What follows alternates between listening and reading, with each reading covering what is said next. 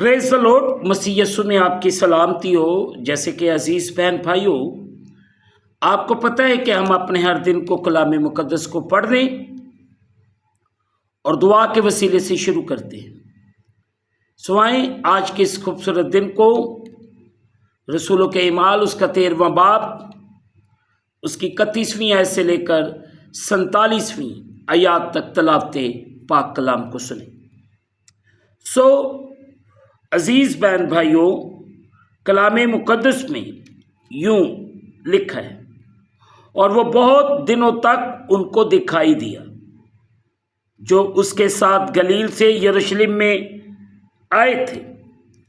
उम्मत के सामने अब वही उसके गवाह हैं, और हम तुमको उस वादे के बारे में जो बाप दादा से किया गया था ये खुशखबरी देते हैं कि खुदा ने यीशु को जलाकर हमारी औलाद के लिए उसी वादा को पूरा किया। चुनाचे दूसरे मज़मूर में लिखा है कि तू मेरा बेटा है, आज तू मुझसे पैदा हुआ। और उसके इस तरह मुर्दों में से जलाने की बावत के फिर कभी ना मरे। उसने यूं कहा कि मैं दाऊद की पाक और सच्ची नेमतें तुम्हें दूंगा। चुनाचे वो एक और मज़मूर में भी कहता है कि तू अपने मक़दस के सड़ने की नौबत पहुंचने ना देगा, क्योंकि वो दाऊद तू अपने वक्त में खुदा की मर्जी का ताबेदार रहकर सो गया और अपने बाप दादा से जा मिला, और उसके सड़ने की नौबत पहुंची। मगर जिसको खुदा ने जलाया उसके सड़ने की नौबत नहीं पहुंची। बस ऐ भाइयों, तुम्हें मालूम हो कि उसी के वसीले से तुम गुनाहों की मुआफ़ी की खबर दी जाती है, और मूसा की शरीयत के बाइस जिन बातों से तुम बरी नहीं हो सकते थे उन सब से हर एक ईमान लाने वाला उसके बाइस बरी होता है। बस खबरदार, ऐसा ना हो कि जो नबियों की किताब में आया है वो तुम पर सादिक आए कि ऐ हकीर करने वालों, देखो तजब करो और मिट जाओ, क्योंकि मैं तुम्हें ज़माना में एक काम करता हूँ, ऐसा काम कि अगर कोई तुमसे बयान करे तो कभी उसका यकीन ना करोगे। उनके बाहर जाते वक्त लोग मिन्नत करने लगे कि अगले सबत को भी ये बातें हमें सुनाई जाएं। जब मजलिस बर्खास्त हुई तो बहुत से यहूदी और खुदापरस्त नौमरीद यहूदी पौलुस और बरनबास के पीछे हो लिए। उन्होंने उनसे कलाम किया और तरकीब दी कि खुदा के फजल पर कायम रहो। दूसरे सबत को तकरीबन सारा शहर खुदा का कलाम सुनने को इकट्ठा हुआ, मगर यहूदी इतनी भीड़ देखकर हसद से भर गए और पौलुस की बातों की मुखालफत करने और कुफर बकरने लगे। पौलुस और बरनबास दलेर होकर कहने लगे कि ज़रूर था कि खुदा का कलाम पहले तुम्हें सुनाया जाए, लेकिन चूँकि तुम उसको रद्द करते हो और अपने आप को हमेशा की ज़िंदगी के नाकाबिल ठहराते हो, तो देखो हम गैर कौमों की तरह मुतवज्जा होते हैं, क्योंकि खुदावन ने ہمیں یہ حکم دیا ہے کہ میں نے تجھ کو غیر قوموں کے لیے نور مقرر کیا تاکہ نور زمین کی انتہا تک نجات کا باعث ہو۔ مقدس پاک کلام کے پڑھے اور سنے جانے سے ہم تمام سننے والوں کو خداوند کے پاک کلام کے وسیلے سے برکت ملے، آمین۔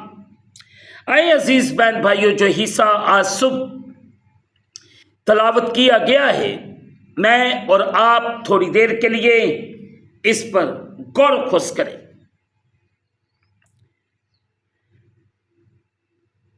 13ویں باب کی 31ویں آیت، امت کے سامنے اس کے گواہ ہیں۔ ایک گواہ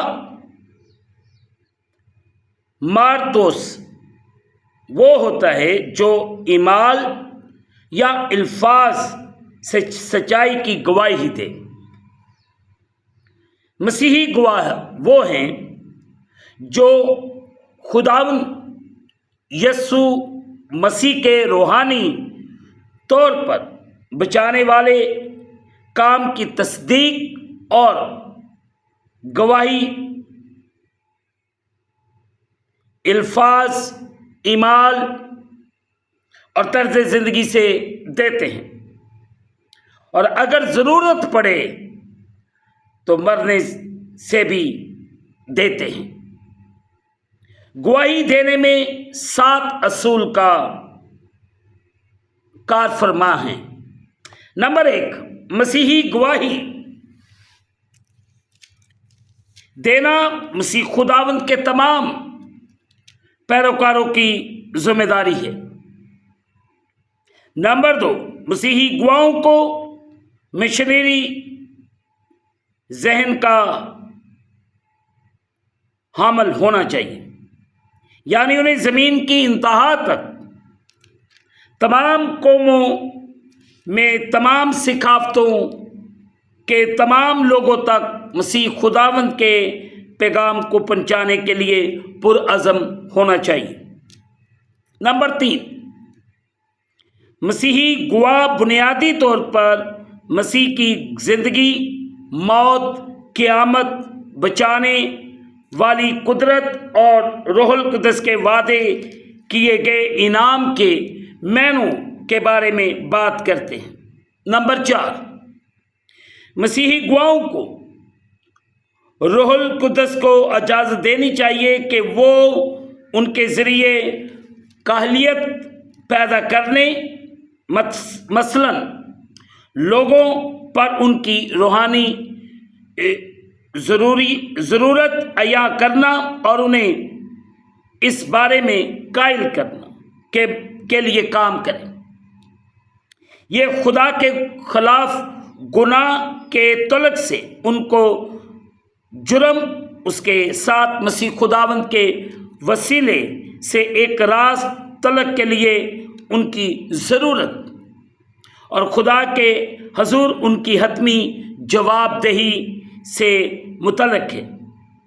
اس قسم کی خدا کی تحریک بخشی ہوئی گواہی لوگوں کو دعوت فکر و عمل دے گی کہ وہ ایمان سے خدا کے حضور اپنے رد عمل کو بظاہر کرے،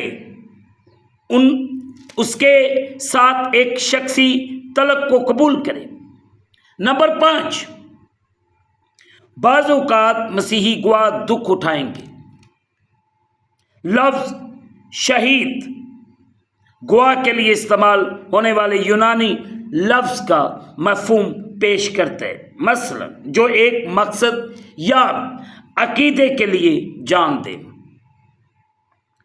شاگردیت میں سپردگی شامل ہے، چاہے وہ کسی بھی قیمت پر ہو۔ نمبر 6، مسیحی گواہی میں دنیا کے بے دینی کے کاموں سے لازماً جدائی شامل ہونی چاہیے۔ یہ لازماً ایسی زندگی سے جاری و ساری ہو جو صحیح اور غلط کے خدا کے معیاروں کی پیروی کرے اور مکمل طور پر روح القدس پر بھروسہ کرے۔ नतीजे के तौर पर गवाह की जिंदगी में खुदा की हजूरी और कुदरत आया होगी। नंबर 7, मसीही गवाही इस लिहाज से नबूवती है कि इसमें रूहुल कुद्दस की कुव्वत और तहरीक के जरिए खुदा को जलाल देने के लिए अपनी आवाज़ का इस्तेमाल करना शामिल है। खुदावंद आज सुबह मुझे और आपको एक सच्चा गवाह होने की तौफीक बख्शे, ताकि मैं और आप पूरे तौर से खुदावंद के नाम को इज़्ज़त और जलाल देने वाले खुदा मुझे और आप सबको बड़ी बरकत दे। आमीन। दुआ करें।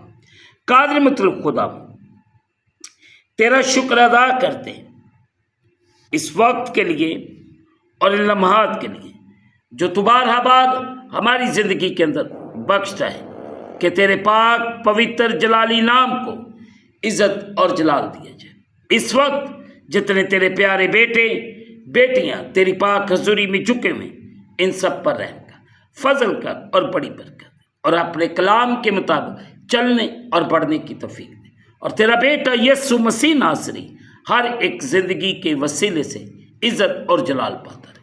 तेरा रहम, तेरी कुदरत तेरे पाक लोगों के लिए मांगता हूँ। रहम कर, फजल कर और बड़ी बरकत। तेरा शुक्र। हम इस दिन को खुदा बाप, बेटे और रूहुल कुद्दस के नाम के वसीले से शुरू करते हैं। आमीन। ऐ हमारे बाप, तू जो आसमान पर, तेरा नाम पाक बने, तेरी बादशाही है, तेरी मर्जी जैसे आसमान पर पूरी ज़मीन पर भी हो। हमारे रोज़ की रोटी आज हमें दे, और जिस तरह हम अपने कर्जदार मुआफ़ करते, तू भी हमारे कर्ज माफ़ कर। हमें आज़माइश में न ला, बल्कि बुराई से बचा। बादशाही, कुदरत, जलाल हमेशा तक तेरे हैं। आमीन। अब हमारे खुदावंद यीशु मसीह का फजल, पाक रूह की रफ़ाकत और शराब हाज़रीन पर, तमाम मुक़द्दसीन पर अब से लेकर अब तक होती रहे। आमीन। खुदावंद आपके साथ। आमीन।